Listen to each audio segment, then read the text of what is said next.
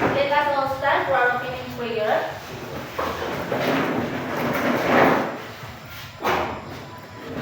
Amen. Amen. Before you take your seat, please arrange your chair and pick up some pieces of paper under your chairs. You will not take your seat. Good afternoon, class. Good afternoon, Ma'am. Is there any absent from the class today? None, Ma'am. Did I give you an assignment class meeting? None, Ma'am. Alright, now I have here a classroom rules. Everybody read. Sit properly and do not talk to your seatmates if it is not necessary. Always pay attention to the teacher when she is discussing. Raise your right hand when you want to answer or ask questions. Are we clear, class? Yes, Ma'am. Now I have here a behavioral chart. What did you observe on our behavioral chart? There are butterflies. Each butterfly contains equivalence of 2 points.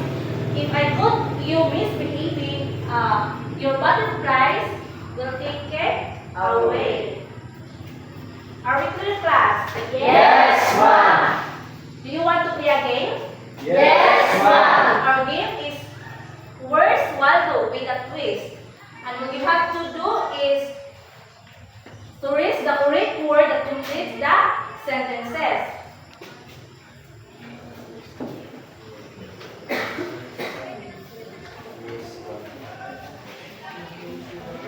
There's your pattern.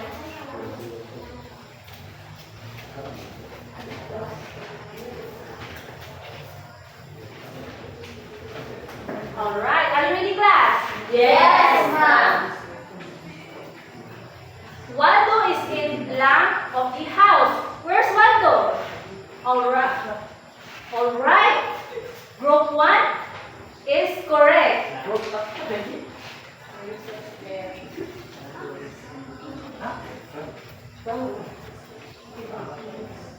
Alright.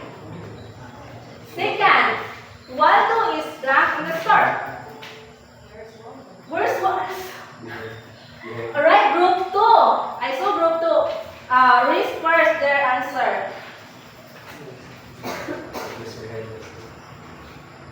Next, Waldo is drunk to the tree. Alright, group 2 will read first their answer. So the winner is group 2. Give them a round of applause.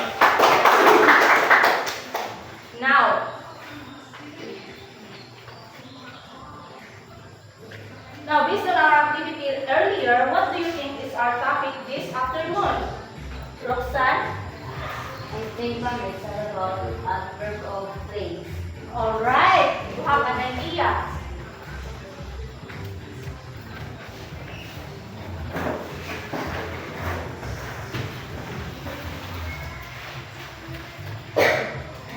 Our topic this afternoon is all about adverb of place.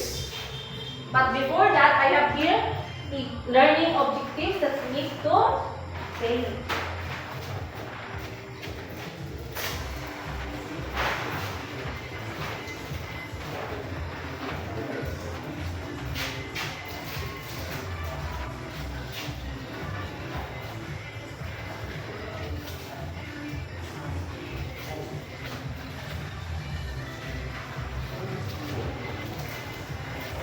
Everybody read? At the end of the lesson, the pupils are expected to do the following with at least 75% level of accuracy. Identify adverbs of place in sentences. Write sentences using the adverbs of place. And demonstrate an appreciation for the use of adverbs of place to create vivid descriptions. Alright, what is this learning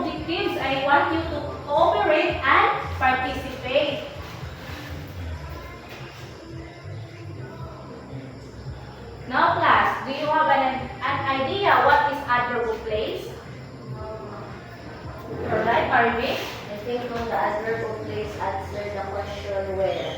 Alright, very good. Adverb of place is a word that answers where. Where? Now, I have here an example. Everybody read. There, everywhere, forward, away, behind, upward, here, inside, around. Now, I have here some example. The bull is under the chair. Where do you think is the adverb of place there? Risha? I think from the adverb of place is under. Alright.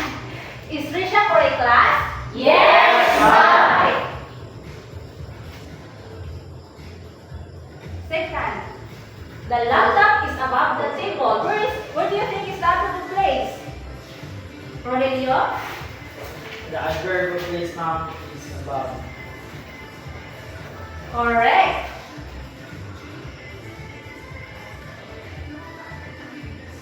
Is Rogelio for a class? Yes, ma'am. Now, I want you to, who would like to describe what is in the picture? Jerry? Okay. The child is under the table. Or the girl is under the table. So, where is the adverb of place there? The under, ma'am, under. Right? The girl is under the table. Right? Right? Let's give Jerry 3 claps.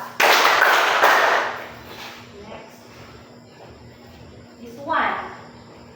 Anyone? Snooky? The bird is above. Up. The bird is above the tree.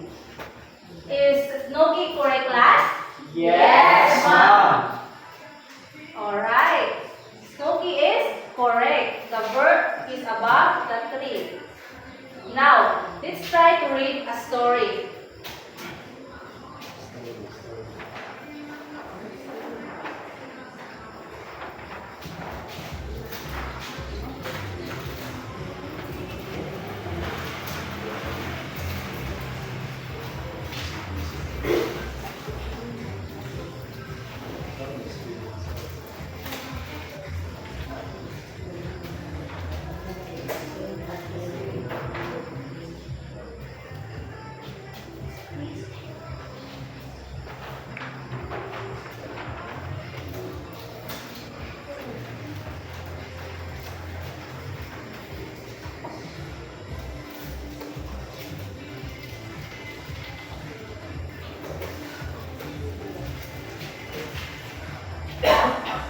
Alright, class, everybody read.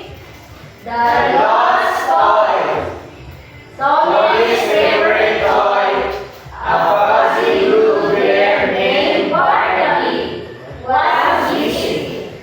He had searched everywhere. Below under the bed, behind the dresser, and beside the toy box. He even checked outside in the garden. But Barnaby was nowhere to be found. Finally, Tommy spotted Barnaby on the top shelf of the bookcase, looking down at him with a mischievous grin. Now, who would like to come in front and underline what is the adverb of place there? Risha?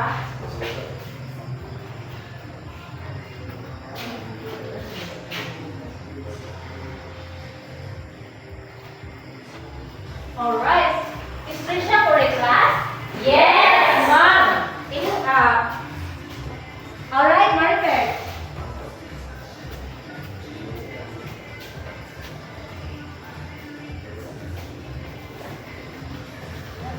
Is Maribel for a class? Yes, ma'am. Another. Tantan.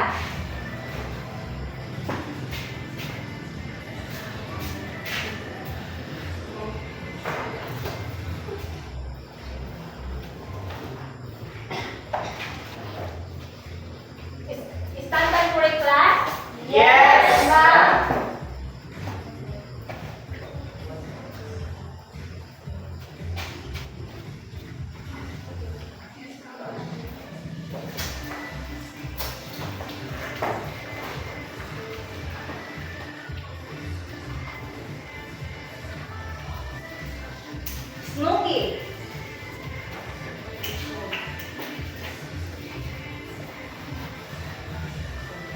Is this okay for a class? Yes, ma'am. Now, do you understand our topic this afternoon? Yes, ma'am. Since you already understand our lesson this afternoon, let's have an activity. And what you have to do is to write 2 sentences using the adverbs of place. Before that, for group 1.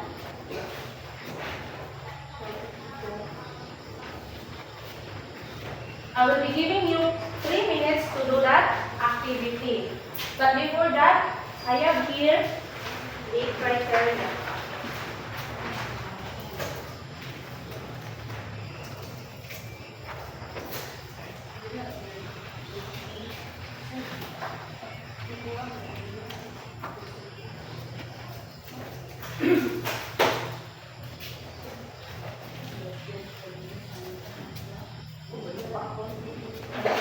You may now start. Wait. Everybody read the criteria? Correctness, 10 points. Spelling, 5 points. Collaboration, 5 points. Total of 20 points. You may now start.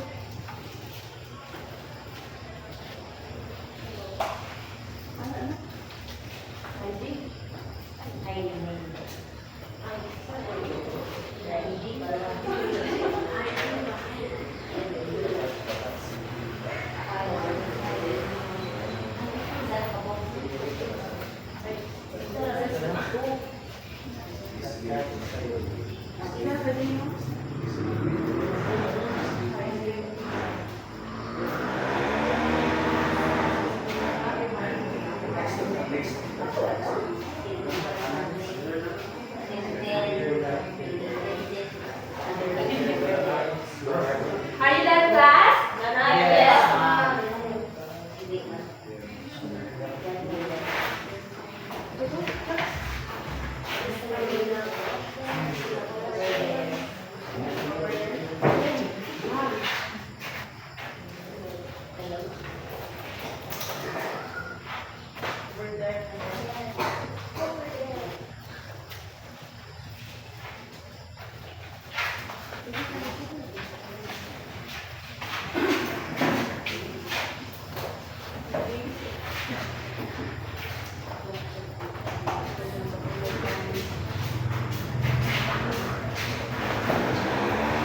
Alright. Where is your representative? Group 1.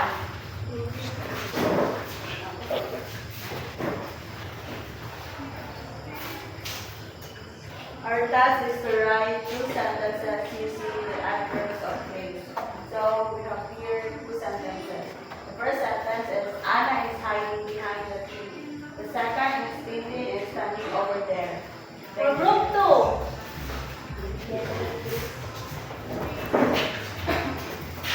The ball is above the cabinet. The adverb place is above.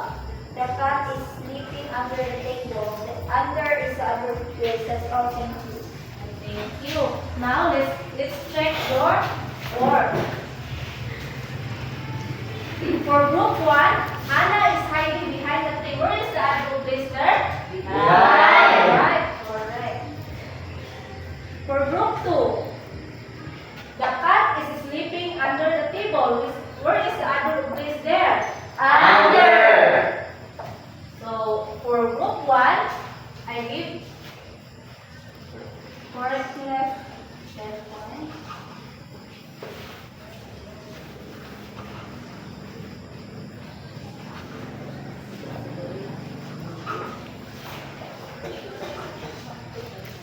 Alright. 10 plus 5? 15. Plus 5? 20. 10 plus 5? 15. Plus 5? 20. Right, let's give yourself a round of applause. You know the song, Bahay Kubo? Yes, ma'am. Can you sing it for me? Yes, ma'am. Bahay kubo, kahit munti, ang halaman doon ay sari-sari, singkamas sa talong, sigarilyas at mandi, sitaw, pataw, patani, Lord, patawalan, upot, kalabasa, at saka mayroon pa, lanos, mustasa, sibuyas, kamatis, bawang at toya, sa paligid-ligid ay muna. Now, since you already understand our lesson, I have here some questions. What is adverb of place? Maribeth? Answer the question where no. Alright, very good. Is Maribeth for a class? Yes, ma'am. If you write a story, would you use adverb of place, class? Yes, ma'am. Who would like to answer? Risha? When writing a story, Mom, I would like to use the adverb of place because it can help me locate, and it can help the readers to understand the story better. Alright. Jerry? Addition to that, what Risha said, one, I will use the adverb of place in the story so that that the reader will know, or I can indicate where is the location in that certain thing in the story. Just like the example earlier that when it indicates where the things are located so that also the readers will understand the story. That's the thing. Thank you, Jerry. Let's give Jerry 5 claps. Now, how do adverbs of place help us understand the story? Anyone? Margaret? How do adverb of place help us understand the story? Adverb of place help us understand the story because it helps us locate or help us identify the setting of the story. Alright, adverbs of place help us understand for us to follow by showing showing us where things are happening. Do you understand, class? Yes, ma'am. Now let's have a quiz. Everybody read. Complete each sentence with an appropriate adverb of place. Choose your answer from the words in the box. Read one and pass. Read one and pass. Are you done, class? Yes, ma'am. Pass it forward and pass it to the center aisle.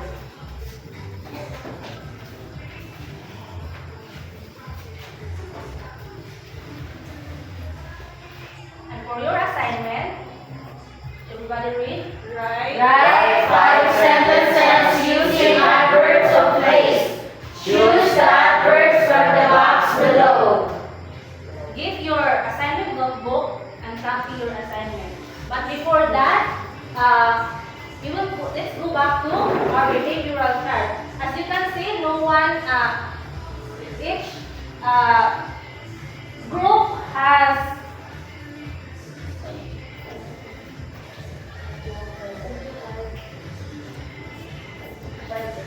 has 5 points.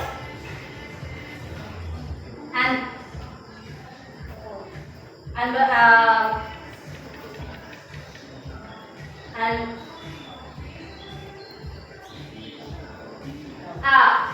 all of you is participate and cooperate, and congrats everyone.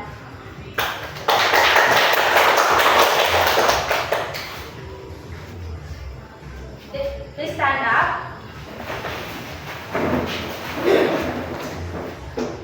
Goodbye, class. Goodbye, Mom. Thank you for coming.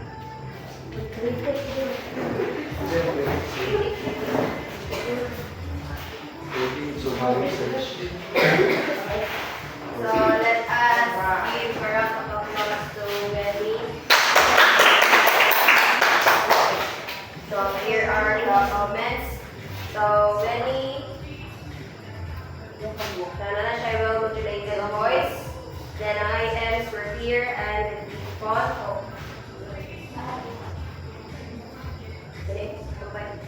However, some are not too clear at the back and words should be written broadly and should develop self-confidence, then should engage learners through questioning, especially hacks questions, and improve pronunciation.